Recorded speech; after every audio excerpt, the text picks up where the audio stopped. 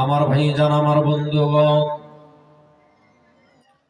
আল্লাহর নবী ফরমান, ইন্নাল জান্নাতা তাশতাকু ইলা খামসাতি নাফর। সাহাবীরা রে, গোটা পৃথিবীর মানুষ জান্নাতের জন্য পাগল। গোটা দুনিয়ার মানুষ জান্নাত চায়, গোটা পৃথিবীর মানুষ জান্নাত কামনা করে, জান্নাতের প্রার্থনা করে।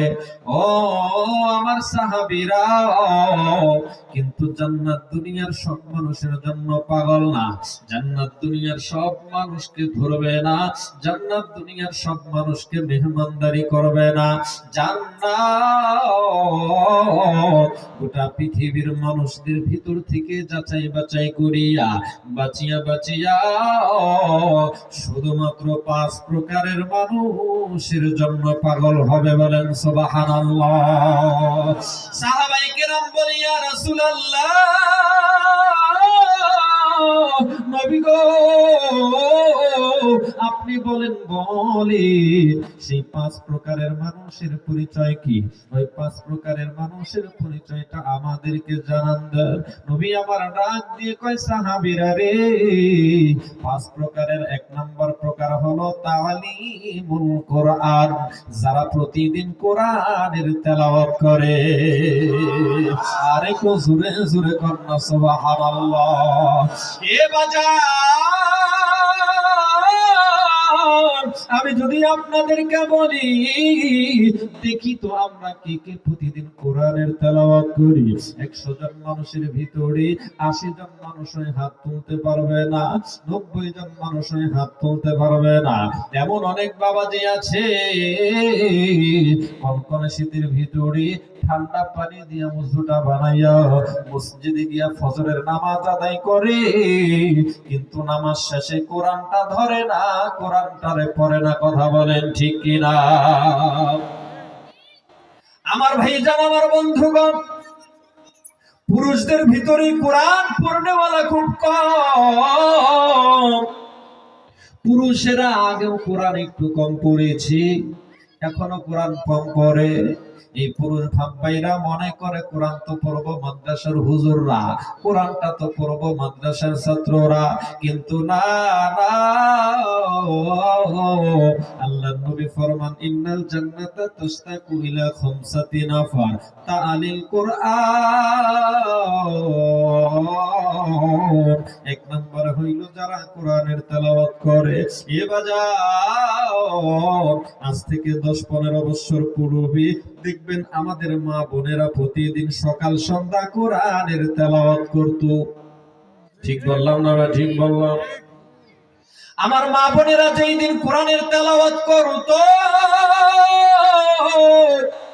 ওই সময় আমাদের সবার ঘরে ঘরে শান্তি ছিল। আজ আমার মা বোনেরা কোরআনের তেলাওয়াত করে না, যার কারণে আমাদের ঘরে খাদ্যের অভাব নাই, সম্পদের অভাব নাই, ফার্নিচারের অভাব নাই, ডেকোরেশনের অভাব নাই, কিন্তু দিলের ভিতরে কিঞ্চিত পরিমাণ প্রশান্তি নাই। আমার ভাইরা, কোরআন হইল প্রশান্তির কারণ। আপনি কোরআন পড়বেন, দিলের ভিতরে শান্তি পাবেন। আপনি কোরআনটারে ছেড়ে দিবেন, দুনিয়ার কোন সম্পদ আপনারে শান্তি দিতে পারে না।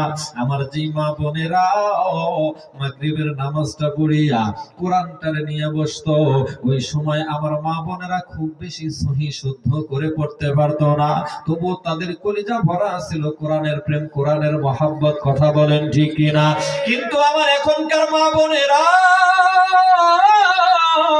কোরআনটারে পড়ে না, কোরআনটারে ধরে না। এখন আমার মা বোনেরা মাগরিবের পরে টেলিভিশনের পর্দায় বসে যায়, কেউ বা মোবাইলটা হাতে লইয়া আবার টিকটক চালায়।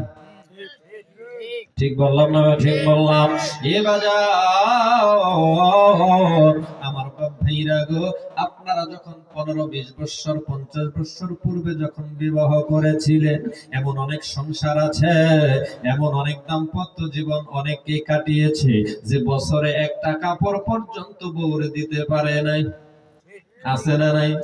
আমরা তো দেখি নাই, বাচ্চা চাচা মুখ থেকে শুনছি। এমন অনেক পরিবার আছে যে বছরে দুইটা ঈদ, একটা ঈদেও বউরে এক জোড়া জুতা কিনা দিতে পারে নাই, একটা কাপড় কিনা দিতে পারে নাই। এরপরও আমার ওই মা জননীর স্বামীর বিরুদ্ধে কোনো অভিযোগ ছিল না। অভিযোগ ছিল না, অভিযোগ ছিল না, কোন বিচার সালিশ দরবার ছিল না। কাপড় দিতে পারতো না, ভালো মার্কেট করে দিতে পারতো না, ভালো বাজার থাকতো না, চাহিদা ঠিক মতো পূরণ করতে পারতো না।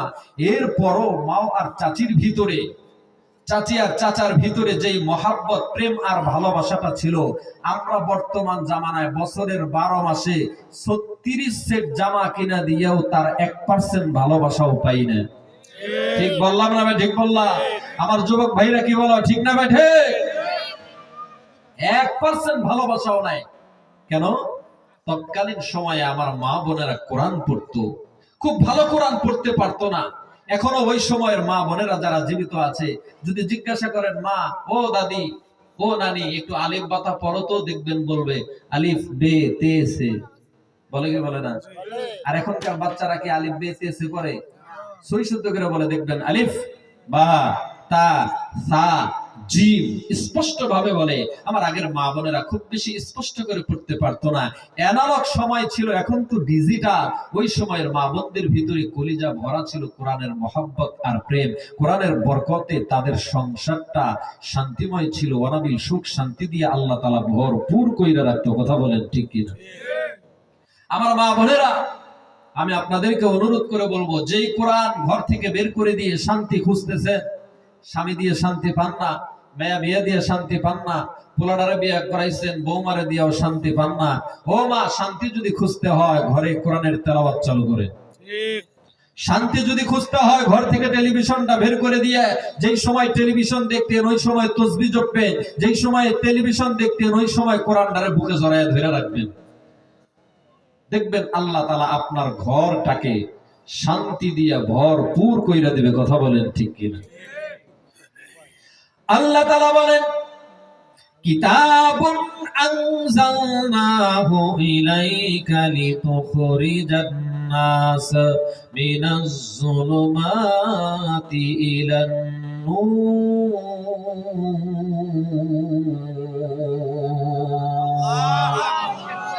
আমার ভাইজান, আমার বন্ধুগণ, এই কোরআন যারা পড়বে, কোরআন যারা মানবে, তাদেরকে আমার আল্লাহ তাআলা অন্ধকার থেকে আলোর পথ দেখিয়ে দিবে। 5 প্রকারের মানুষের ভিতরে এক প্রকারের মানুষ হলো যারা প্রতিদিন কোরআন পড়ে, যারা প্রতিদিন কোরআনটারে মহব্বত করে, কোরআনের উপর আমল করে, কোরআনের বিধি বিধান মেনে চলার চেষ্টা করে। এ বাজার, কোরআনটারে মহব্বত করলে, কোরআনটারে ভালোবাসলে কেমন করে আমাদের জন্য জান্নাত পাগল পারা হয়ে যাবে, কেমন কইরা আল্লাহ তাআলা আমাদেরকে জান্নাত দিবে, কেমন কইরা আল্লাহ তাআলা জান্নাত নামক নিয়ামত আমাদের পিছনে পাগল পারা বানায় দিবে। দেখেন দেখেন, এই তো আমাদের প্রতিবেশী রাষ্ট্র ভারত ইন্ডিয়া, এই ইন্ডিয়ার জমিনে এমন একটা মহল্লা ছিল, যে মহল্লার ভিতরে কোনো শিক্ষিত মানুষ ছিল না। ওই মহল্লাটাকে বলা হয়তো মূর্খের মহল্লা। এ বাজার, মরহুম আল্লামা কারি তৈয়ব সাহেব রাহমাতুল্লাহি আলাইহি, তিনি একটি কিতাব সংকলন করেছেন। কিতাবটির নাম হলো খুতুবাতে হাকিমুল ইসলাম। এই কিতাবের ভিতরে তিনি লিপিবদ্ধ করেন, ওই মূর্খের মহল্লায় হঠাৎ করে একজন বৃদ্ধ লোক ইন্তেকাল করে, একজন মুরব্বী লোক মইরা যায়, ইন্তেকাল করে। এখন এই মুরব্বী লোকের জানাজা পড়ানো দরকার আছে না নাই? আর একটু জোরে জোরে কর না, আছে না নাই? মুরব্বী লোকের জানাজা পড়ানো দরকার, কিন্তু কেউ জানাজা পড়াইতে পারে না। ও বাজার, বৃদ্ধ লোকের সন্তানেরা পাগলের মতো ছোটাছুটি করতে আরম্ভ করি, আমাদের বাবা নাই, বাবা ইন্তেকাল করেছে, বাবার জানাজা পড়ানো দরকার, কিন্তু আমরা কপাল পরা সন্তান কেউ জানাজা পড়াইতে পারি না। এমন কপাল পরা সন্তান আপনাদের বেতু গ্রামে আছে না নাই? আছে না? দেখবেন পরিবার থেকে কেউ মারা গেলে কেউ জানাজা পড়াইতে পারে না। ইমাম মুয়াজ্জিন সাহেব কাতারের সামনে থেকে যদি বলে যে এই মরহুম মরহুমার কেউ নিকটস্থ কেউ আছেন যে জানাজা পড়াবেন, দেখবেন ওই পরিবারের যে মাতাব্বর গার্ডিয়ান মুরব্বী বলে হুজুর কেউ নাই, আপনিই পড়াইয়া দেন। বলে কি বলে না? এমন কপাল পোড়া পরিবার আর হয় বলেন তো? আমার ভাইজান, আমার বন্ধুগণ, মুরব্বী লোকের সন্তানেরা কেউ জানাজা পড়াইতে পারে না। বাবার জানাজা কোন সন্তান পড়াইতে পারে না। সন্তানেরা এলাকার ভিতরে ছুটাছুটি করতে আরম্ভ করে, কে আছো, আমার বাবার জানাজাটা একটু পড়াইয়া দিব। কেউ সাড়া দেয় না। সন্তানেরা পাগলের মতো কান্না করে। একজন ভাই আরেকজন ভাইকে ডেকে ডেকে বলে, ভাই রে, দেখো দেখো আমার বাবার জানাজা পড়ানোর মতো যোগ্য সম্পন্ন কোন লোক খুঁজে পাই না। বলো বলো, বাবারে কি বিনা জানাজায় কাফন দাফন করা হবে নাকি? না না, এমনটা আমরা মানতে পারি না। সবাই মিলিয়া এলাকার মাতাব্বর চাচার কাছে চলে যায়। ও মাতাব্বর চাচা গো, আপনি আমার বাবার একটু জানাজা পড়ানোর ব্যবস্থা করেন। মাতাব্বর চাচা চোখের পানি ফেলে দেয় আর ডাক দিয়ে কয়, ভাতিজারা, তোমরা যে নৌকার মাঝি, আমিও তো একই নায়ের মাঝি। তোমরা তোমাদের বাবার জানাজা পড়াইতে পারো না, আমি কপাল পোড়া সন্তান, আমার বাপের জানাজাও পড়াইতে পারি নাই। এমন কপাল পোড়া সন্তান আমাদের দেশে সমাজে আছে না নাই? সন্তানেরা কান্না করে, মাতাব্বর চাচা,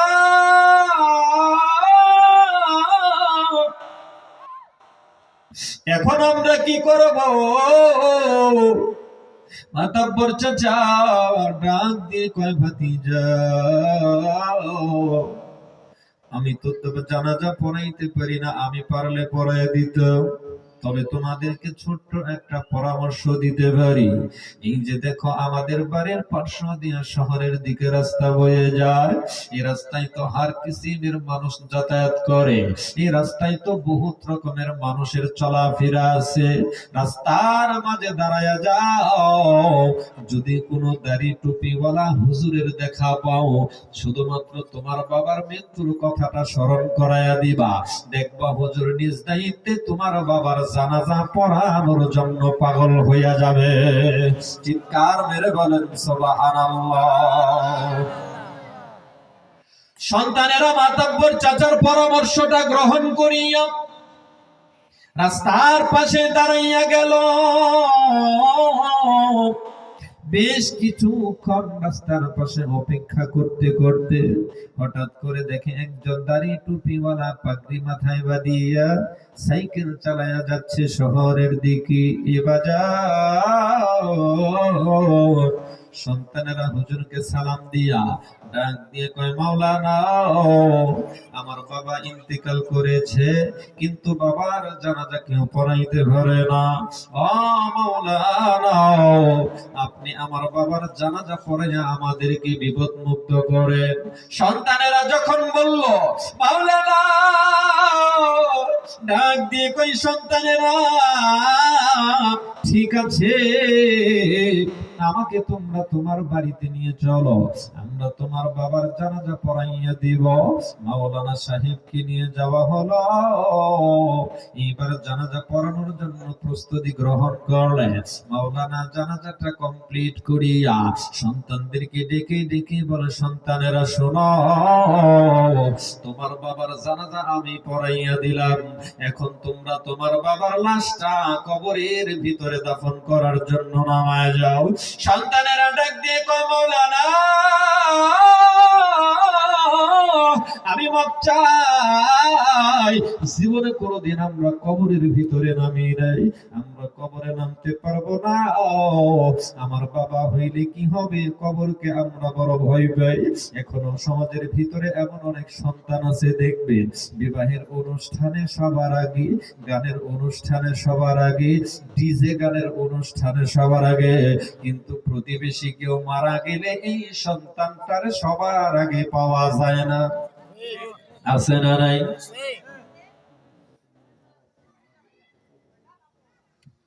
আমার মা বোনদের প্যান্ডেলে জায়গা হচ্ছে না, মা বোনেরা একটু প্লিজ চেপে চেপে বসে অপর মা ও বোনদেরকে বসার একটা পরিবেশ করে দিবেন। এইবার মাওলানা ডাক দিয়ে কয়, সন্তানেরা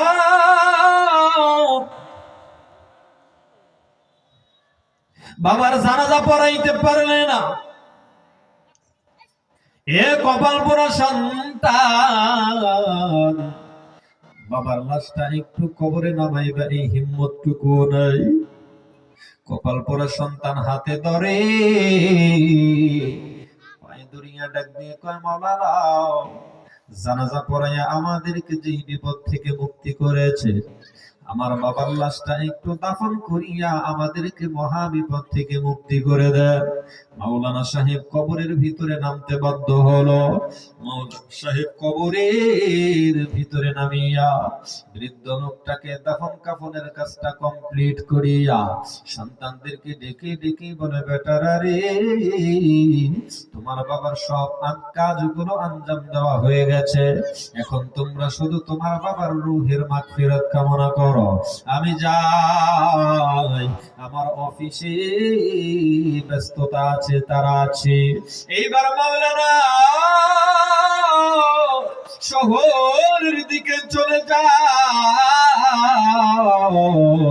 শহরে গিয়ে তার অফিসালয়ে প্রবেশ করবে, কিন্তু উপরের পকেট থেকে যখন দারোয়ান আইডি কার্ডটা চেক করবে, কিন্তু মাওলানা আইডি কার্ডটা আর খুঁজে পায় না। আইডি কার্ডটা তন্ন তন্ন করে খুঁজতে আরম্ভ করে, কোথাও আইডি কার্ডটা খুঁজে পায় না, অফিসের ভিতরে ঢুকতে পারে না। দারোয়ান ডাক দিয়ে কয়, মাওলানা আইডি কার্ড না দেখাইলে অফিসে প্রবেশ করতে দেব না। এইবার মাওলানা পাগল হইয়া যায়, হায় রে হায়, আমি কোথায় আমার আইডি কার্ডটা হারাইলাম।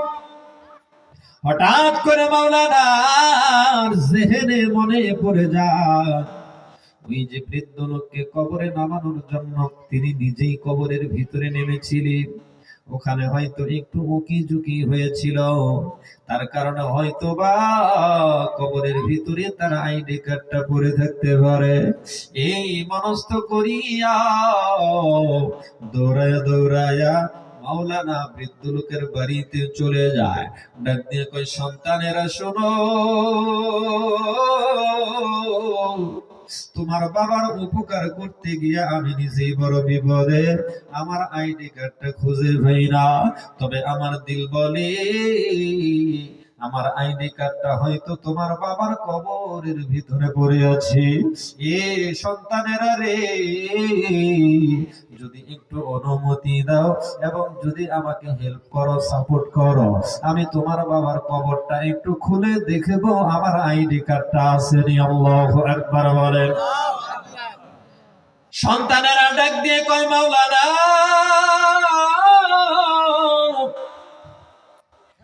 আপনি আমাদেরকে যে তো বড় উপকার করেছে, অবশ্যই আমরা আপনাকে সাপোর্ট করব, সহযোগিতা করব। এলাকার আরো তরুণ তরুণ নওজোয়ান সন্তানদেরকে সাথে লইয়া বৃদ্ধ লোকের কবরের চতুর্দিকে চলে যাওয়া হলো। চতুর্দিকে দাঁড়াইয়া কয়েকজন যুবক, কিছুক্ষণ আগেই তো কবরস্থ করা হয়েছে, কবরের মাটিগুলো এখনো পর্যন্ত নরম আছে, হাত দিয়ে মাটিগুলো সরাইতে আরম্ভ করে। মাটি সরাইতে সরাইতে কবরের ভিতর থেকে কেমন যেন বাঁশের চাটিয়া বের হয়ে আসে। বাঁশের চাটিয়া এক পার্শ্ব থেকে সরাইয়া মাত্র কবরের কর্নার থেকে মাত্র 2 টুকরা বাঁশের খণ্ড সরায়, তাৎক্ষণিক ভাবে কবরের ভিতর থেকে এত সুন্দর সুন্দর খুশবু ঘ্রাণ বের হইছে, কবরের আশেপাশে যারা ছিল তাৎক্ষণিক সবাই মুগ্ধ হইয়া গেল। চিৎকার মেরে বলেন সুবহানাল্লাহ। মাওলানা চিন্তা করে, হাই হাই, আধা ঘন্টা পূর্বে এই মুর্দারকে আমি নিজে কবরে নামাইলাম, ওই সময়ও এমন সুন্দর ঘ্রাণ ছিল না। মাত্র আধা ঘন্টার ব্যবধানে এত সুন্দর খুশবু কোথা থেকে আসলো? প্রশ্ন জাগবে কি জাগবে না? এত সুন্দর খুশবু কোথা থেকে আসলো? তবে মাওলানা কবরের চতুর্দিকে যেই যুবকেরা দাঁড়াইয়া ছিল, ডাক দিয়ে কই, যুবকেরা তোমরা কোনো খুশবু বা ঘ্রাণ পেয়েছো কিনা? এই যুবকেরা ডাক দিয়ে কই, মাওলানা এত সুন্দর খুশবু ঘ্রাণ আজকে আমরা পেয়েছি, যেই খুশবু ঘ্রাণ দুনিয়ার কোন আতরের দোকানেও আমরা পাই নাই।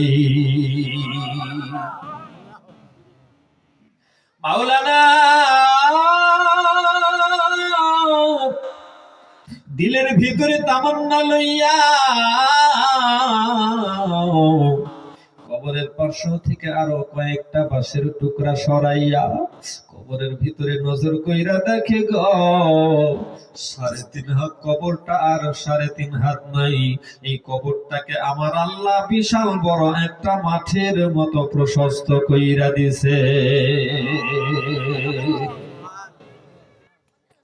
মাঠের মতো বড় বানাইয়া দিল কবরকে। এইবার মাওলানা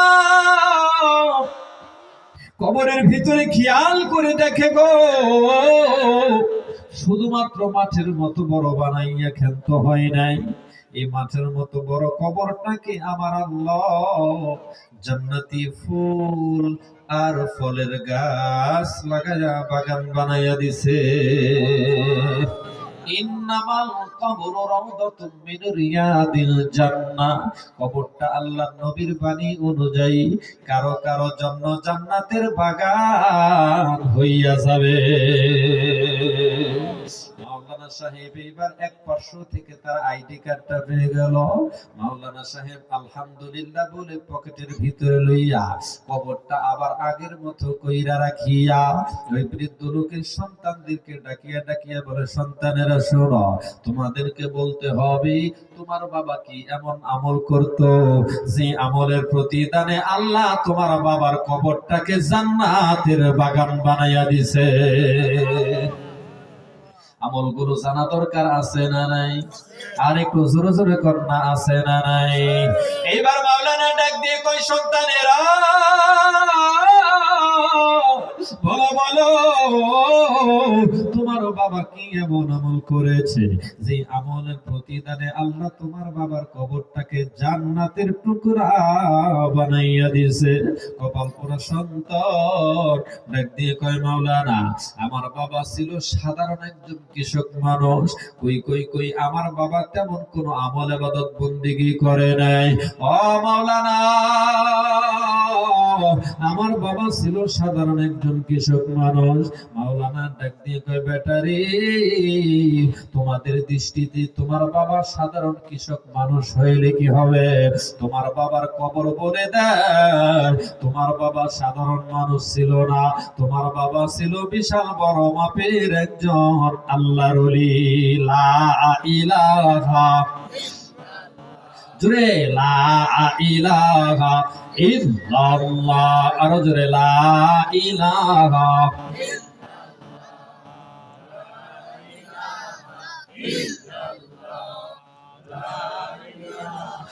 ইল্লাল্লাহ, জোরে, লা ইলাহা ইল্লাল্লাহ, লা ইলাহা ইল্লাল্লাহ, আরো জোরে, লা ইলাহা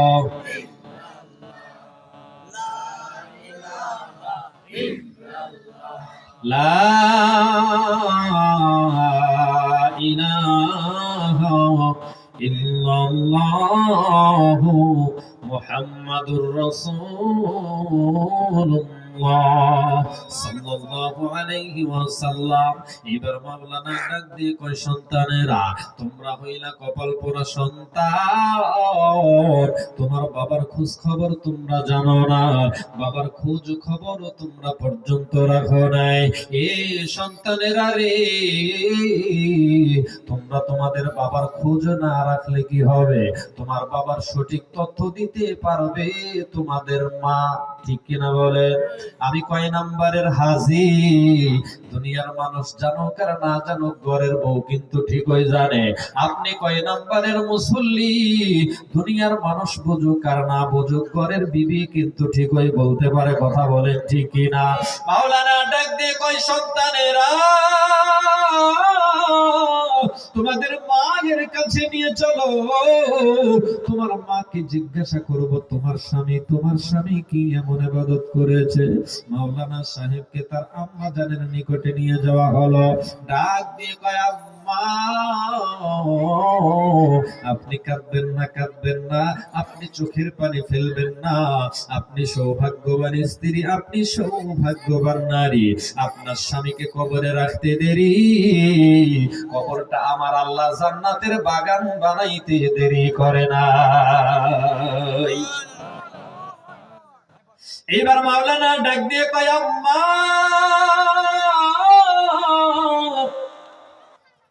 বলেন আপনার স্বামী কি এমন আমল ইবাদত বন্দেগী করেছে?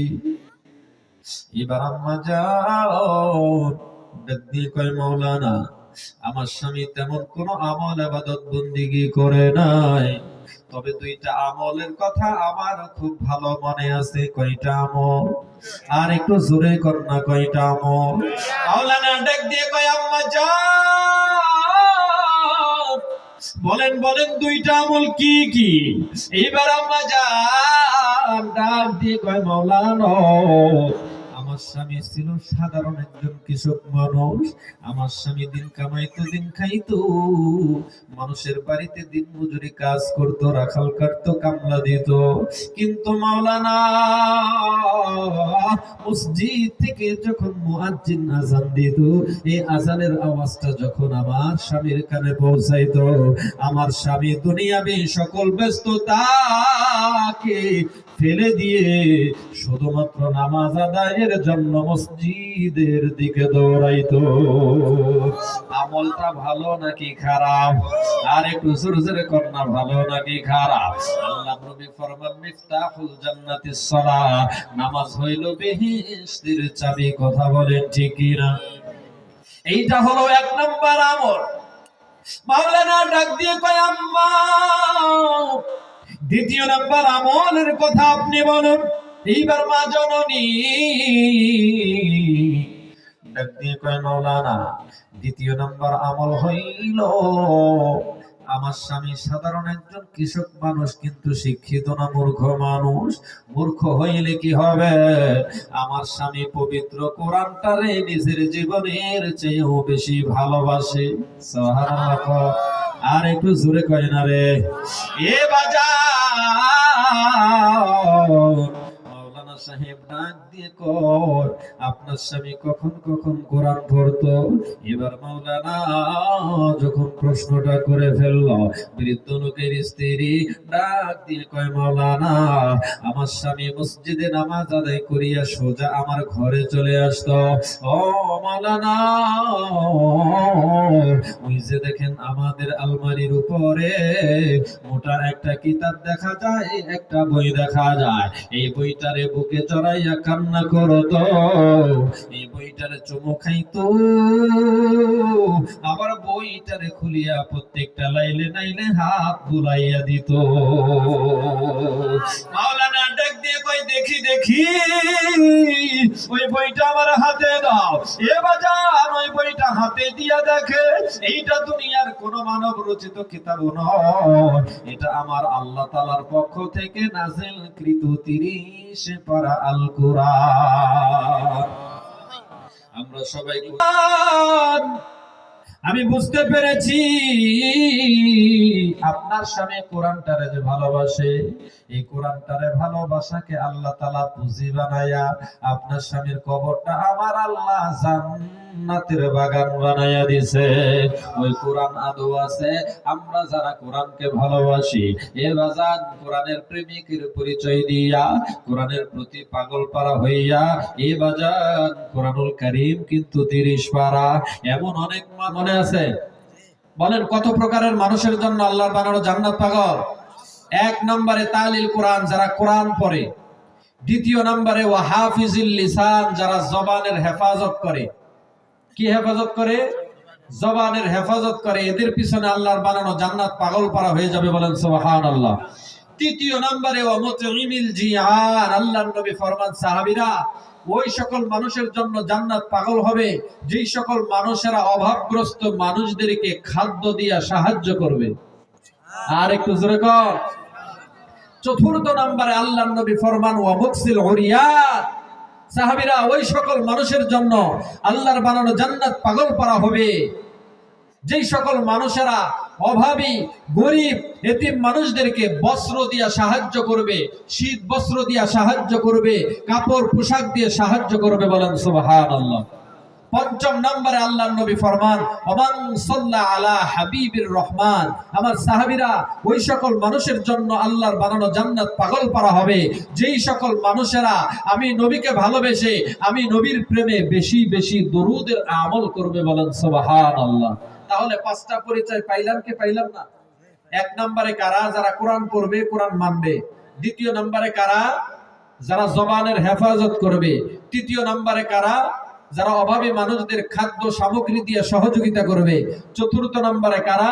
যারা অভাবী মানুষদেরকে বস্ত্র কাপড় পোশাক দিয়ে সাহায্য করবে। পঞ্চম নম্বরে কারা? যারা নবীর প্রেমে বেশি বেশি দরুদ পড়বে। আল্লাহ তাআলা এই 5 প্রকারের অন্তর্ভুক্ত আমাদের সবাইকে হওয়ার তৌফিক দান